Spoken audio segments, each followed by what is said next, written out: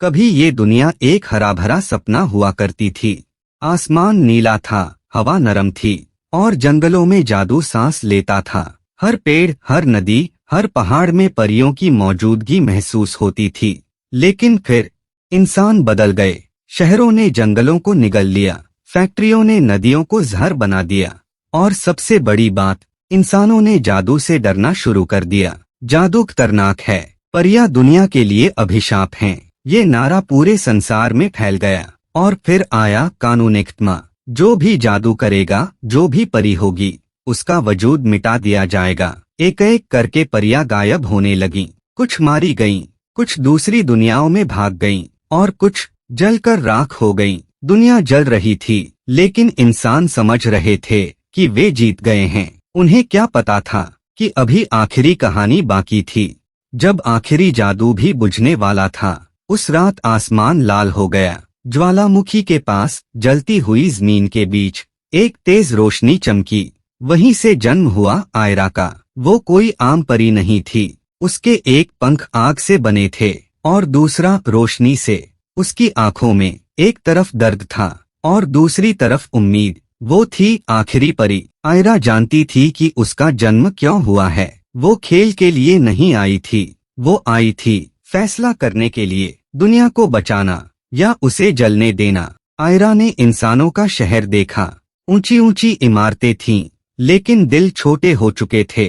बच्चे mobile screen में कैद थे और माँ बाप पैसों के पीछे भाग रहे थे। हवा में धुआं था, जमीन पर चीखे। आयरा ने सोचा, क्या यही लोग हैं जिन्होंने मेरी कौम को मिटा दिया? तभी उसकी नजर एक छोटे से लड़के पर पड़ी। उसका नाम था रायन। वो रोज कचरा उठाता था और रात को फुटपाथ पर सोता था। उसकी आंखों में भूख थी, पर नफरत नहीं। आयरा ने पहली बार महसूस किया कि हर इंसान एक जैसा नहीं होता। आयरा ने अपनी पहचान छिपाकर रायन से बात की। रायन ने कहा, दुनिया जल रही है दीदी, पर कोई सुनता ही नहीं। आयरा ने पूछा, अगर तुम्हारे पास ताकत होती तो तुम क्या करते? रायन मुस्कुराया, मैं पेड़ लगाता और लोगों को याद दिलाता कि हम इस धरती के मालिक नहीं, मेहमान हैं। ये सुनकर आयरा का दिल कांप उठा। उसने सोचा, शायद अभी सब कुछ खत्म नहीं हुआ। उस रात आयरा ने सपना देखा। उसके सामने मरी हुई सारी परियां खड़ी थीं। उनकी आवाज गूंजी, इंसानों ने हमें मारा, दुनिया को जला दिया, अब तेरी बारी है। आयरा के सामने दो रास्ते थे। पहला, अपनी आग से दुनिया को राख कर दे ताकि कोई दर्द ना रहे।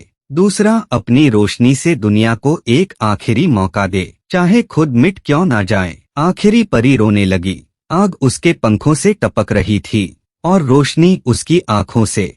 सुबह हुई। आयरा ने रायन को बुलाया। मैं जा रही हूँ, उसने कहा। रायन ने पूछा, तुम कौन हो? आयरा मुस्कुराई और पहली बार अपने पंख खोले। मैं आखिरी परी हूँ। रायन की आंखों में डर नहीं था, सिर्फ इज्जत थी। आयरा आसमान की तरफ उड़ी। उसने अपनी सारी रोशनी नदियों में डाल दी, जंगलों में फैला दी और हवा में घोल दी। फैक्ट्रियां बंद होने लगीं, घर साफ होने लगा, पेड़ उगने लगे। लेकिन आयरा कमजोर होती जा रही थी। उसकी आग बुझ रही थी, रोशनी बिखर रही थी और फिर आखिरी परी गिर पड़ी। लोगों ने पहली बार महसूस किया कि धरती फिर से सांस ले रही है। बच्चे बाहर खेलने लगे। आसमान नीला हो गया। रायन ने देखा, जहां आयरा गिरी थी वहां एक छोटा सा पेड़ उग रहा था। उसकी पत्तियों में आग की गर्मी थी और रोशनी की ठंडक। लोगों ने उस पेड़ को नाम दिया, आखिरी परी का दरख्त। और तब सब समझ गए, जादू कभी खत्म नहीं होता, वो बस अपना रूप बदलता है। अंत संदेश, आज भी जब दुनिया ज्यादा जलने लगती है, जब इंसान अपनी हदें पार करने लगता है, लोग धीरे से कहते हैं, शायद आखिरी परी हमें देख रही है और शायद वो अब भी हम सबके अंदर जिंदा है।